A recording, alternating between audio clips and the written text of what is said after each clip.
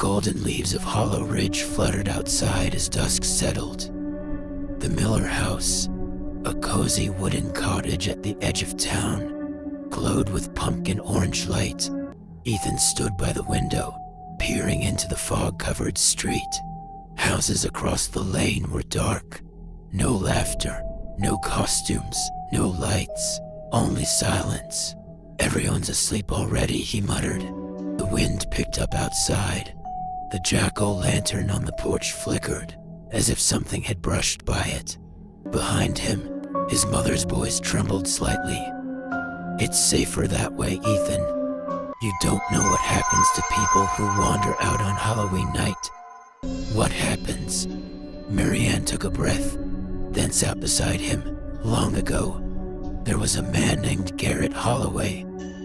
A man who should have been loved, but wasn't. Many years ago, Hollow Ridge was a thriving little town, the kind of place where everyone knew everyone. Garrett Holloway was known for his handsome face and easy smile. He rode his black motorcycle across the old wooden bridge, leather jacket shining in the sun.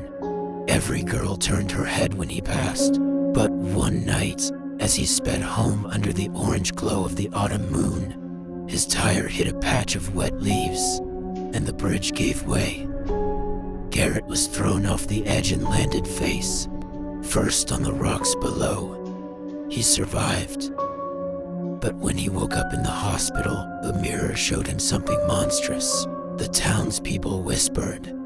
The girls who once adored him turned away in disgust, and Garrett stopped smiling. Months later, Garrett wandered down to the Hollow Ridge River, his face hidden beneath a scarf. There, a group of young women were laughing by the water. Among them, a bright-eyed girl named Mina Cooper. Garrett came every day just to see her. One evening, he gathered the courage to speak. "Mina, I like you," he said softly. Her friends burst into laughter. Mina smirked cruelly. "Like me? Have you even looked at yourself? You're hideous. If I were you, I'd wear a pumpkin over my head so no one has to see that ugly face." Her laughter echoed down the riverbank. Garrett turned away, trembling. That night, his hatred grew roots. At the edge of town stood Garrett's cabin, half collapsed, swallowed by fog inside. Candlelight flickered as Garrett carved a pumpkin with shaking hands. Tears streamed down his ruined face as his knife scraped through the thick orange flesh. The hollow pumpkin stared back, a twisted grin glowing from within. Garrett lifted it, slid it over his head, and whispered, "Now, you don't have to look at me anymore." The candle inside flickered, and for the first time, he smiled. Outside, the wind stopped. Something ancient awoke in Hollow Ridge the next night. Mina was alone in her cottage. The laughter of her friends had faded hours ago. A storm brewed outside. She heard a creak. The window fluttered open. "Mina," whispered a voice. She turned and froze. In the doorway stood a tall figure, his face replaced by a hollow pumpkin glowing faintly orange. "Garrett," she whispered. "What are you? You said I should wear a pumpkin." She screams and sprints through a dark, twisted forest to save her life. Behind her, a lanky pumpkin-headed creature stalks her steps. Mina tries her best, but unfortunately she became the victim of him. Her scream was swallowed by thunder. By morning, the river ran red. When the town awoke, they found Mina's body by the river, her face gone. Panic spread like wildfire. Within days, 2 more young women were found the same way. The townspeople formed night patrols, carrying lanterns and pitchforks, but Garrett came for them anyway, slipping through fog, whispering their names, carving their fear into legend.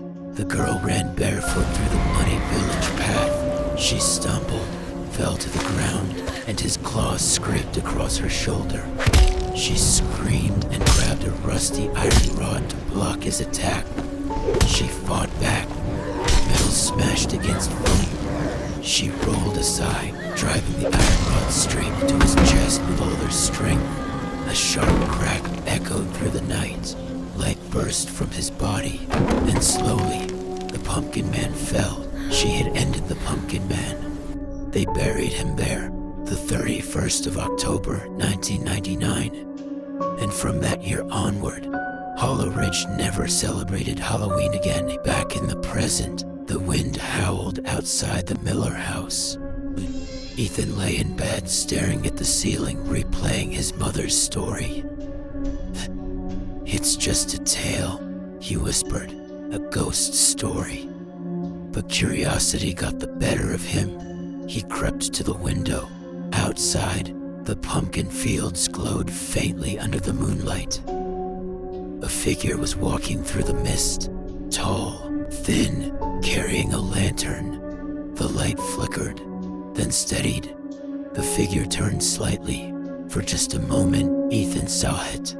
A pumpkin head with a smiling mouth and hollow eyes, light burning inside. Ethan stumbled back, gasping. His mother rushed in, holding a candle. "What happened?" "Mom, he's out there." "The Pumpkin Man." Marianne froze, her face pale. "You saw him?" Ethan nodded.